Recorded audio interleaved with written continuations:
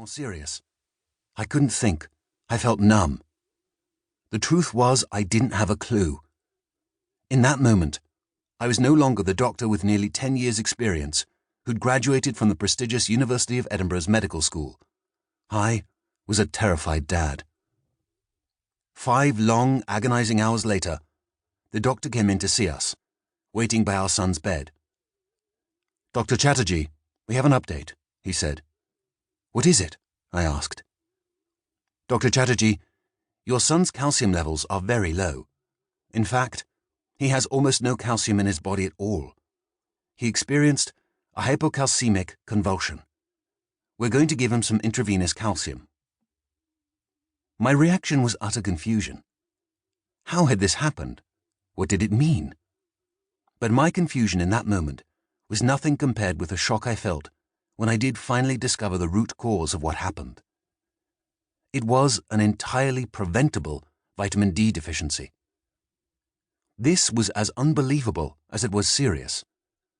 Untreated, especially in children, vitamin D deficiency can lead to painful and permanent damage, including deformities to the bones, a condition known as rickets. I was devastated, and I swore that I would never allow anything like it to happen again. The crisis of my son's illness forced me to ask some honest and uncomfortable questions. Why had I not been made sufficiently aware of vitamin and other nutritional deficiencies during my supposedly top-of-the-line medical training? And why wasn't that training proving more effective in my practice?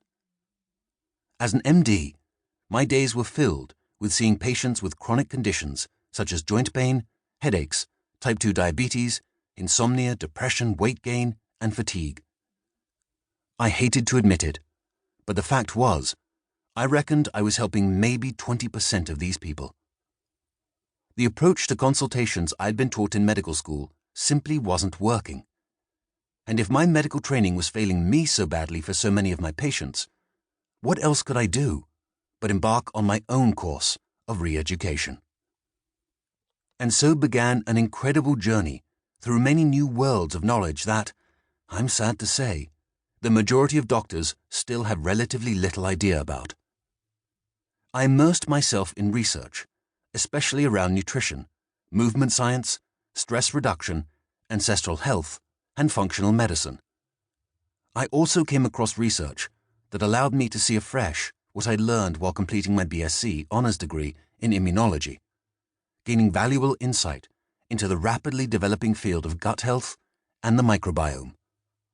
I started applying the science, first with my family and then with my patients.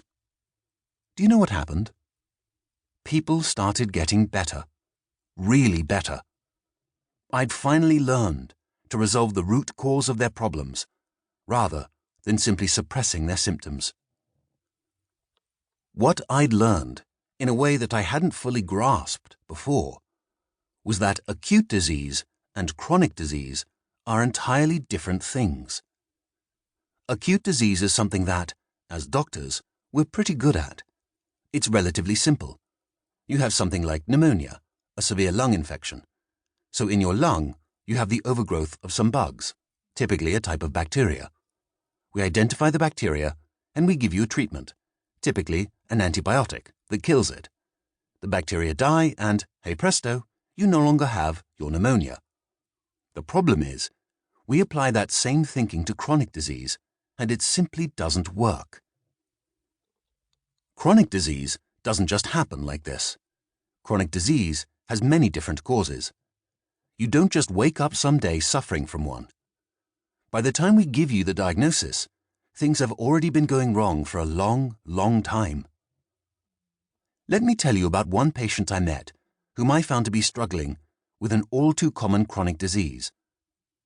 35-year-old Mary was struggling with weight problems, joint problems, sleep problems, and fatigue. I did some blood tests and diagnosed her with type 2 diabetes. This is one of the most harmful chronic diseases the world is currently facing. 1 in 10 Americans currently has type 2 diabetes, and 1 in 4 has its precursor, prediabetes. The vast majority of sufferers don't even know they've got it.